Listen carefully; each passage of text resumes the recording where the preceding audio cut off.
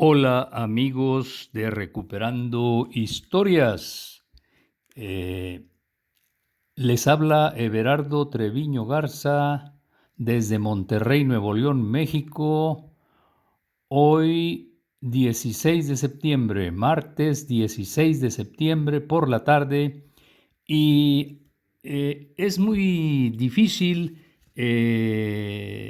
permanecer ajeno a la cantidad de eventos tan profundos que están ocurriendo en la humanidad en estos años y particularmente al Medio Oriente. Y aunque estamos muy lejos en distancia física, el nivel de comunicaciones que existe, la velocidad con que surgen los datos es asombrosa. Claro, hay que generar una serie de filtros para no creer absolutamente todo lo que se está difundiendo, pero sí hay eventos que son perfectamente comprobables, que existen suficientes evidencias de todo tipo como para dar crédito a este segmento, a este segmento de toda la información que fluye desde Medio Oriente. Y en particular a mí me interesa, claro, yo estoy en México, pero vivimos en un mundo globalizado, sobre todo en Occidente, de forma particular, y entonces me interesa mucho lo que está ocurriendo en el actual Estado de Israel. Siempre me ha apasionado la historia del pueblo judío, siempre me ha apasionado la historia de algunos segmentos del pueblo judío que llegan desde el siglo XVI a, al continente, al Nuevo Mundo, al continente americano y en especial a la Nueva España y más específicamente al noreste mexicano y al sureste tejano. Así es de que todos estos datos así dichos ahorita en este momento de manera muy rápida me mueven a reflexionar casi a diario sobre todo lo que está ocurriendo en este conflictivo punto de la Tierra que a través de los siglos y milenios se han disputado una cantidad de pueblos, pero que existe, claro, es un poco complicado y un poco aventurado para los análisis que hacen ahorita una serie de comentaristas, decir que el pueblo judío, de alguna manera, pues es el pueblo que desde tiempos bíblicos y de acuerdo a la tradición y a la fe del judaísmo, inclusive a la fe cristiana, pues fue adjudicado al pueblo judío, al pueblo de Israel, aunque en sus primeros años de adjudicación no se le conociera específicamente con ese nombre de pueblo judío. Eh, Bien, ¿qué quisiera yo platicar un poquito en algunos 15 minutos? Es, Estoy realmente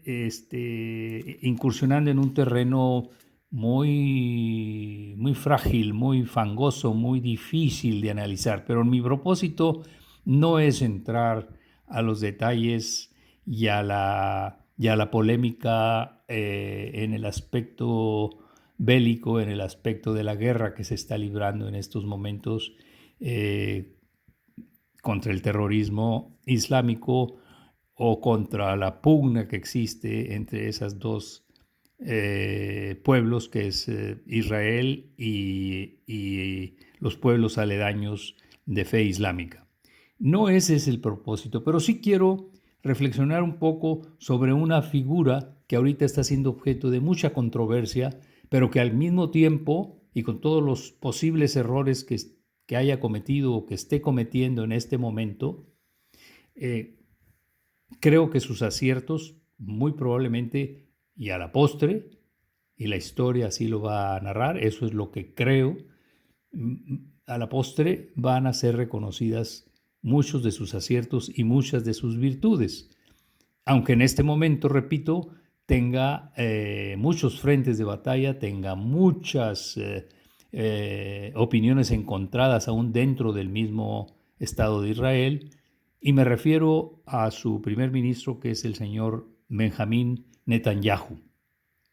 ¿Qué podríamos hablar de Benjamín Netanyahu acá, a la distancia, y con todas las inexactitudes que puede tener un mexicano común y corriente?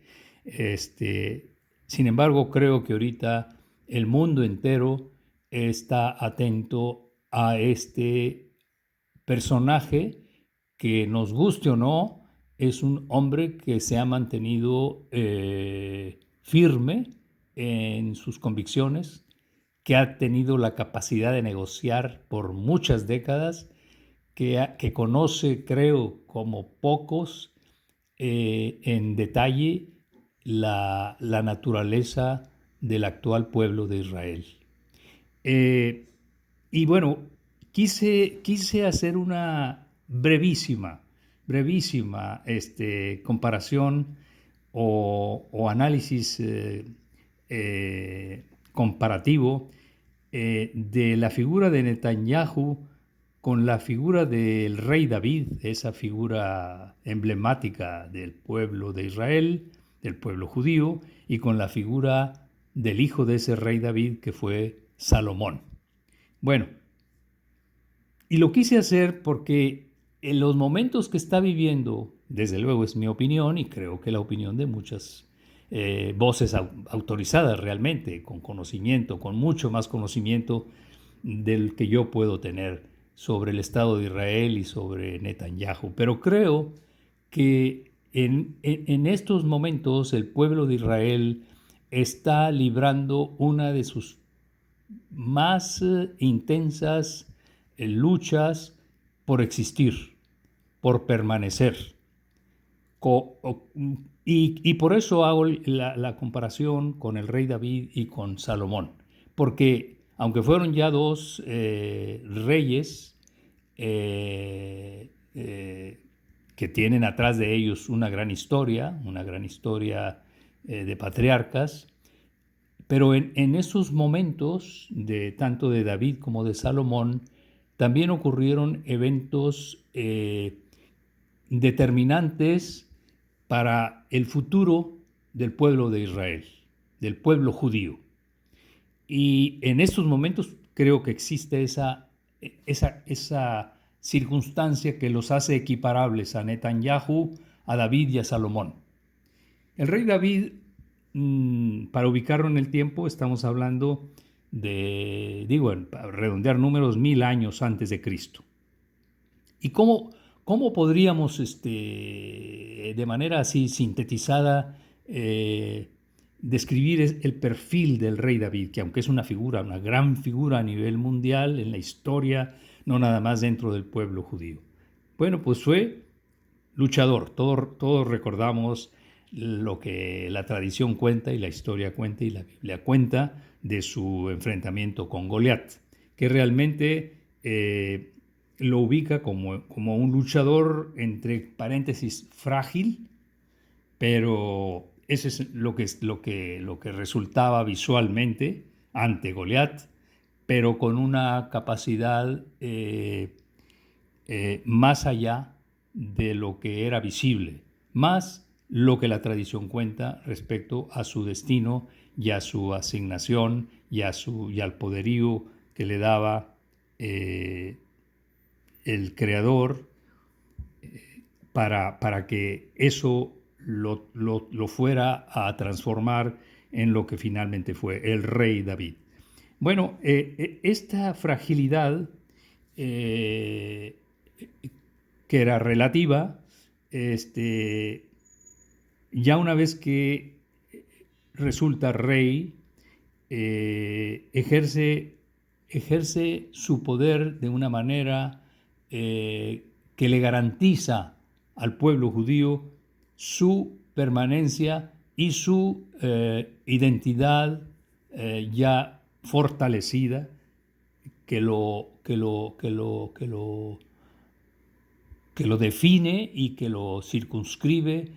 a, a lo que ahora conocemos como el pueblo judío. Bueno, gobernó 44 años, reinó por 44 años, estamos hablando de poco más de 4 décadas. Su hijo Salomón, que así como dijimos de David, que es un luchador frágil, pero al mismo tiempo fue un rey justo, con mucho poder y con mucha determinación, Salomón fue un rey sabio para gobernar, supo eh, supo afianzar al pueblo judío, supo expandirlo, estableció lazos importantes, en este caso con los fenicios, por ejemplo, y ahí entran, ahorita después platicamos un poquito más de eso, pero entra la construcción del primer templo y queda definido también este rey Salomón ligado con el poder fenicio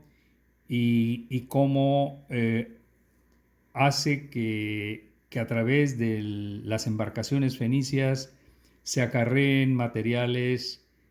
para hacer posible la construcción del primer templo y cómo surge ahí la, la idea de la navegación fenicia hacia lo que ahora es la península ibérica o lo que después conoceríamos como Sefarad, asignado dentro del Antiguo Testamento como tal. Bueno, es un paréntesis esto de Sefarad porque es importante y al ratito vamos a retomar este dato. Entonces Salomón, repetimos, hijo de David y un rey sabio que afianzó todavía más la presencia y la permanencia del pueblo judío en esta región que ahorita sigue en disputa con el mundo islámico. Y Netanyahu, si lo, si lo tratáramos de capturar a Netanyahu con toda la realidad que está viviendo ahorita, creo que está, como primer ministro que es de Israel, está teniendo las complejidades de gobierno que tuvo tanto el rey David como el rey Salomón. Pero también tiene los rasgos de luchador, de guerrero, de David, y los rasgos de sabiduría y de gobierno con con toda la logística que debe tener un gobierno en las circunstancias tan complicadas que está viviendo actualmente el Estado de Israel. Netanyahu nace en 1949 y repito, es un militar, es un guerrero y es un gobernante y es un hombre de ciencia y es un hombre de diplomacia y es un hombre que gobierna un Estado democrático actualmente, el único Estado democrático en Oriente Medio. Bueno, como primer ministro de Israel ha superado en tiempo en ese cargo al resto de gobernantes y al resto de gobernantes primer ministros que ha tenido desde 1948 el Estado de Israel. Ha sido el primer ministro que ascendió a ese grado, siendo más joven que el resto de primer ministros, y ha sido el primer ministro nacido en Israel, en un Israel libre, libre de cualquier otro mandato, es decir, nació en 1949, poquito tiempo después de que se funda el Estado de Israel. Y, y bueno, hay otro dato interesante, porque les recuerdo y me regreso tantito, el rey David gobernó 44 años y Salomón gobernó también 4 décadas. Ahí está una constante. Vamos a hablar de estos números. Netanyahu inicia su primer mandato como primer ministro en 1996. Estamos hablando de 29 años, casi 30 años atrás. y aunque no ha sido de manera continua a partir de 1996 su cargo como primer ministro, sí ha tenido presencia importante en cargos ministeriales y en cargos de primer orden dentro de los diferentes ministerios del Estado de Israel. Bueno, y continuando, otro dato importante, y retomo la parte de su origen. Bueno, oficialmente Benjamín Netanyahu este, es un hombre que, repito, nace en Israel, pero ya es de todos conocido que aunque su familia viene de Lituania, y Lituania, dentro de lo poquito que podemos entender, así sin escarbar, pues lo ubicamos más como una región de juderías ashkenazíes. Sin embargo, en el caso de Benjamín Netanyahu, hay un dato interesantísimo porque en Lituania, a Lituania, como a Europa del Este, después de 1492 fueron a dar algunas de las diásporas sefaradíes. Y claro, no tan numerosas como fueron las las del Mediterráneo, como fueron específicamente las del Imperio Otomano o de todo el Mediterráneo, Noráfrica, etcétera. Pero sí fueron a dar hasta allá. ¿Cómo fueron a dar al centro de Europa? Es decir, a Checoslovaquia o a Ucrania, bueno, a Lituania en este caso. Y de Lituania proviene la familia de Netanyahu, pero es de todos conocido que parte de su raíz judía viene de Sefarad, del pueblo sefaradí. Su padre de Netanyahu fue Ben Zion Netanyahu y fue un gran estudioso del judaísmo sefaradí medieval. Eso ya nos empieza a mostrar datos interesantes sobre el grado de profundidad con que este primer ministro, Benjamín Netanyahu, conoce y entiende al pueblo sefaradí. Y bueno, hay un personaje central en Vilna, en Lituania, que es el Gaón de Vilna, que vive en el siglo XVIII, que es todo un personaje, Eliyahu ben Shlomo Salman. Y hago mención a este Gaón porque creo,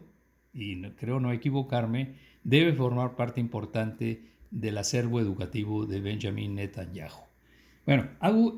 todos estos datos, que no quiero extenderme más, porque la figura de Benjamín Netanyahu, seas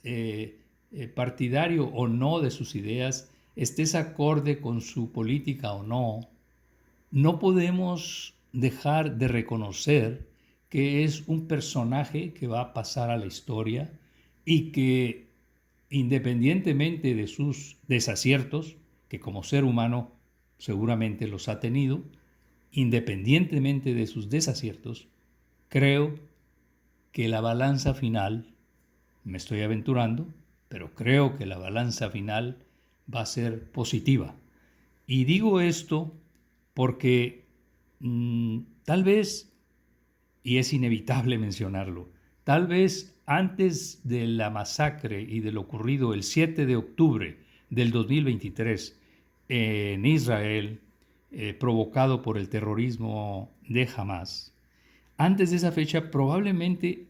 todos los aciertos de Netanyahu, toda su capacidad de gobierno, toda su sabiduría, toda su